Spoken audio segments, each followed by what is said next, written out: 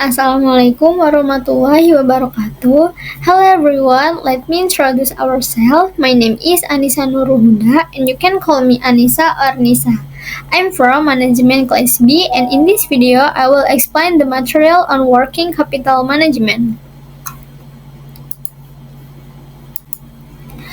Oke, jadi yang pertama ini ada pengertian modal kerja. Jadi modal kerja adalah selisih antara aset lancar dengan kewajiban lancar yang digunakan untuk membiayai kegiatan operasional sehari-hari perusahaan.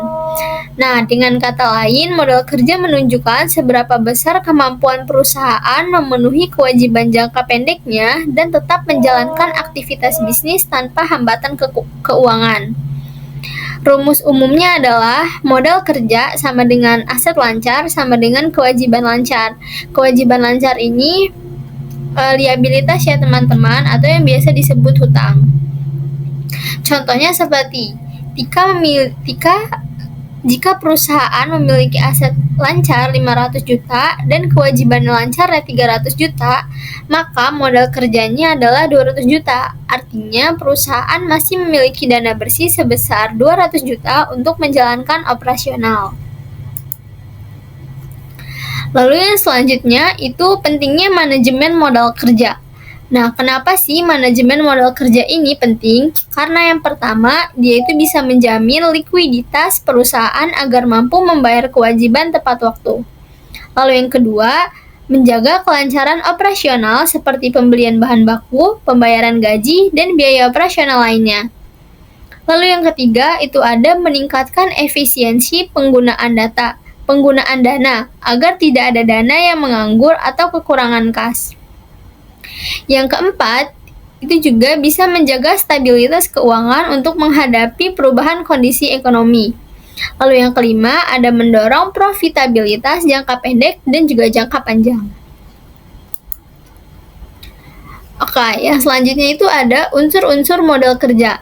Unsur-unsur modal kerja itu yang pertama ada aset lancar atau current assets.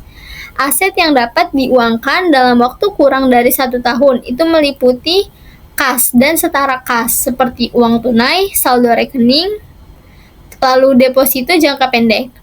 Lalu yang kedua ada piutang usaha. Tagihan kepada pelanggan atas penjualan kredit. Lalu ada persediaan, itu ada bahan baku, barang dalam proses dan juga barang jadi. Lalu yang terakhir ada surat berharga jangka pendek. Misalnya investasi sementara untuk memperoleh keuntungan tanpa mengganggu likuiditas. Nah, yang kedua itu ada kewajiban lancar atau current liabilitas. Kewajiban yang harus dilunasi dalam waktu 1 tahun. Contohnya seperti utang usaha atau trade payable. Lalu yang kedua ada utang bank jangka pendek. Lalu yang ketiga ada beban yang masih harus dibayar. Lalu yang terakhir adalah utang pajak. Nah, ini adalah jenis-jenis modal kerjanya.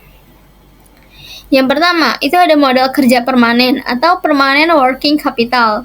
Lalu yang kedua, ada modal kerja minimal yang selalu dibutuhkan agar perusahaan tetap dapat beroperasi normal setiap hari. Contohnya itu, dana untuk persediaan rutin gaji karyawan tetap. Lalu ada modal kerja temporer yaitu temporary atau variable working capital, yaitu modal kerja tambahan yang dibutuhkan pada waktu tertentu, misalnya saat musim permintaan tinggi, proyek besar, atau juga pada saat promosi. Contohnya itu, tambahan kas untuk memenuhi pesanan musiman. Oke, lalu yang selanjutnya ada siklus modal kerja atau working capital cycle. Nah, siklus modal kerja ini menggambarkan perputaran dana perusahaan dari bentuk kas hingga kembali menjadi kas. Tahapan siklusnya adalah kas digunakan untuk membeli bahan baku. Lalu bahan baku itu diproses menjadi barang jadi. Lalu barang jadi tersebut dijual secara kredit, menghasilkan piutang. Piutang ditagih dan kembali menjadi kas. Nah, semakin cepat siklus ini berlangsung, maka semakin efisien pula penggunaan modal kerja dan semakin tinggi likuiditas perusahaan. Lalu selanjutnya ada analisis efisiensi modal kerja. untuk mengukur seberapa efisien perusahaan mengelola modal kerja. Itu yang digunakan beberapa rasio keuangan, antara lain itu current ratio. Rumusnya, aset lancar dibagi dengan liabilitas lancar atau utang lancar, mengukur kemampuan perusahaan untuk membayar utang jangka pendek dengan aset lancarnya. Jika semakin tinggi nilainya, maka semakin baik likuiditas perusahaan tersebut.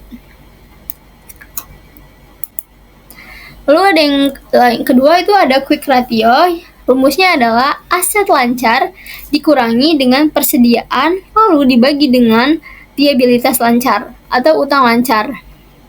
Mengukur kemampuan membayar kewajiban tanpa bergantung pada persediaan karena persediaan relatif sulit diuangkan dengan cepat. Lalu yang ketiga itu ada working capital turnover. Rumusnya itu adalah penjualan bersih dibagi dengan modal kerja. Nah, kalau working capital turnover ini menunjukkan seberapa cepat modal kerja berputar untuk menghasilkan penjualan. Jika perputaran terlalu lambat, berarti perusahaan kurang efisien menggunakan modal kerja.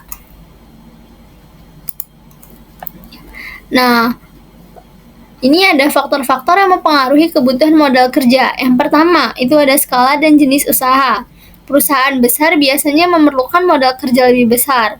Lalu yang kedua itu ada volume penjualan, semakin tinggi penjualan maka semakin besar pula kebutuhan modal kerja. Lalu yang ketiga ada kebijakan kredit, jika penjualan kredit besar maka piutang meningkat dan kebutuhan modal kerja naik. Yang keempat itu ada waktu produksi, proses produksi yang lama membutuhkan modal kerja lebih besar. Yang kelima, perputaran persediaan, semakin cepat persediaan terjual, semakin sedikit modal kerja yang diperlukan. Lalu yang keenam itu ada kondisi ekonomi dan musiman. Pada masa resesi atau musim ramai, modal kerja biasanya meningkat. Lalu yang terakhir ada efisiensi manajemen. Manajer yang efisien dapat menekan kebutuhan modal kerja. Jadi kesimpulan dari materi yang sudah dijelaskan tadi adalah manajemen modal kerja adalah bagian vital dari manajemen keuangan yang berfungsi memastikan perusahaan memiliki likuiditas yang cukup, operasional berjalan efisien dan berkesinambungan, dana digunakan secara optimal tanpa pemborosan, dan perusahaan tetap stabil dan menguntungkan dalam jangka pendek maupun panjang.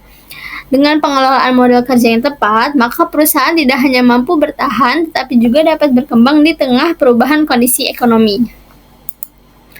Okay guys, and I think it's enough. Thank you for your attention. For less or more, I apologize to Allah. Wabillahi taufiq wal hidayah. Wassalamualaikum warahmatullahi wabarakatuh. Dadah.